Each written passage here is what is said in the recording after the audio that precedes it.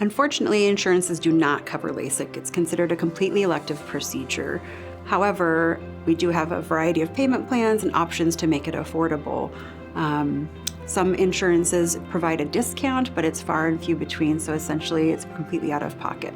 So the payment process for your LASIK procedure will be such that we collect payment on the day of your procedure or prior to, but we try to make things really streamlined and easy for you, so we accept cash, credit card, check, and of course, CareCredit.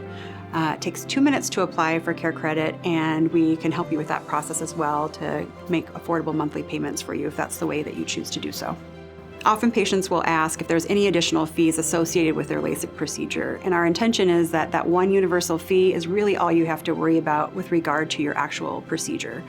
Now, of course, we want you to maintain your annual eye exams to ensure good eye health, and those would be billed to your insurance if you have it, or would be an out-of-pocket expense.